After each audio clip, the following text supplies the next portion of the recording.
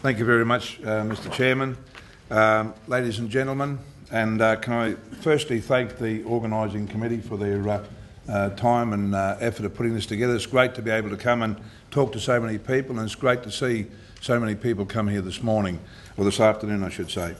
Also I'd like to acknowledge the other candidates and other council candidates within the audience. One of the things I didn't do, so I might just sneak your list here. I went through and done the first page. I didn't do the second page, so I'm very sorry about that. But what I'd like to do is talk on the approach to the city, the flood proofing of the highway. I want to make it very clear, ladies and gentlemen, we can't flood proof Rockhampton. I'm sure you're all very aware of that.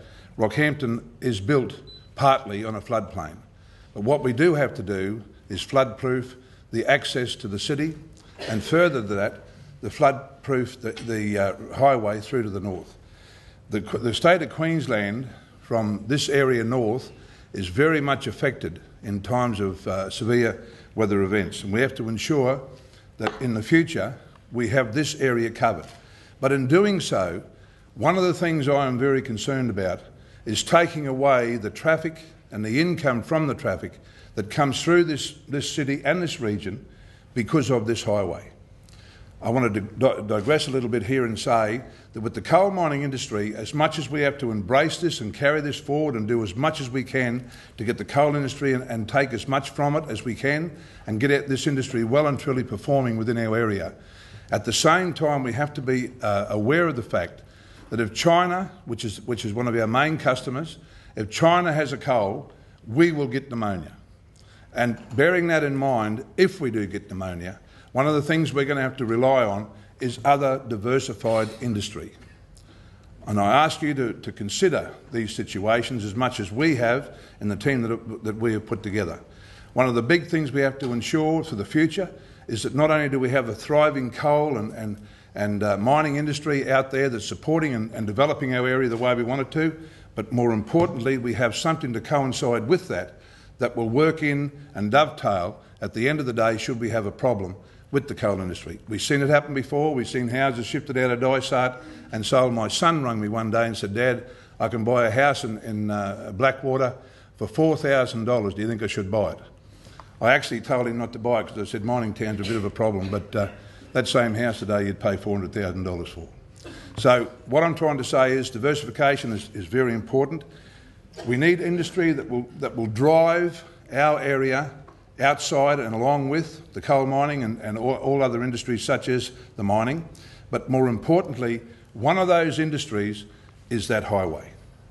That highway brings through valuable dollars, and if we bypass Rockhampton with that highway, we're going to lose multiple valuable dollars that we really can't afford to lose. It's an industry we must jealously guard and hold within our arms. The airport infrastructure is another very important area that I very much have been involved with over the years. It was myself that got this airport the international charter status that it has through John Sharp and the Singaporean Army, who were basically the ones that helped us acquire that international status. We need to develop the passenger throughput of this area, which is happening now, but we need to develop it further. But we also need to start looking at developing the areas that work back into the hinterland, which once again will service the mining industry. It's very important that we are able to get those people from out there into our area very easily and readily available to what we have to offer them by way of housing and development within our area.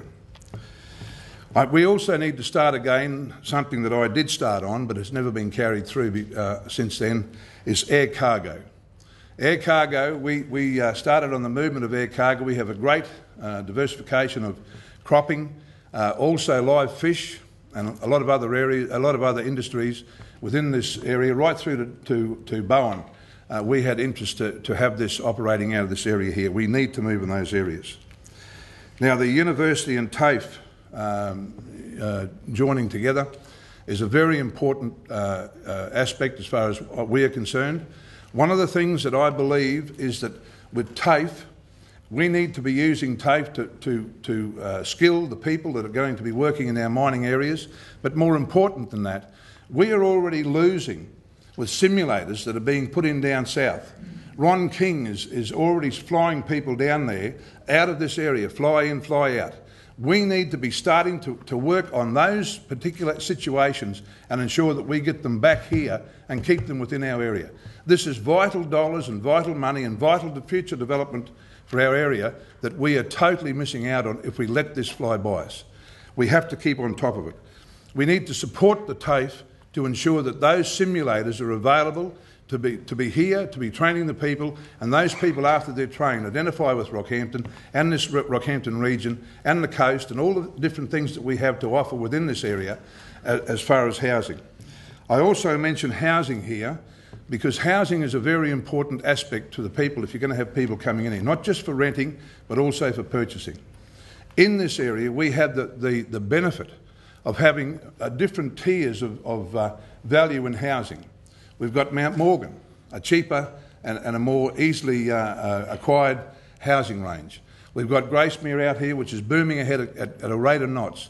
In that area out there, we've got housing that's available that's at another range. We've got Rockhampton with another range again, and then down to the coast, once again looking at a separate range of housing costs. The Fitzroy River foreshore development, yes, very important. Look, we have to do these things. If people are going to come here, we have to make sure that we have facilities that are going to attract them and make them feel as though we've got everything that every other area has to offer. And we must offer it in a way that's not exactly the same, that is superior. We need to be showing that we lead the way in these areas, not just follow. Convention Centre. Look, I've talked about this for many, many years.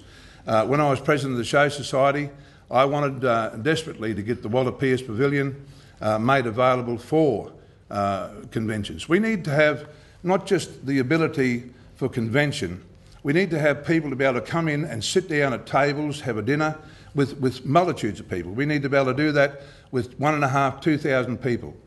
Because at the end of the day, if we're going to have greater input into our area, we need to have these particular situations made available to anyone that comes here, and most importantly to the companies who want to put on dinners and have these big events to showcase what we are and what we're doing in this area.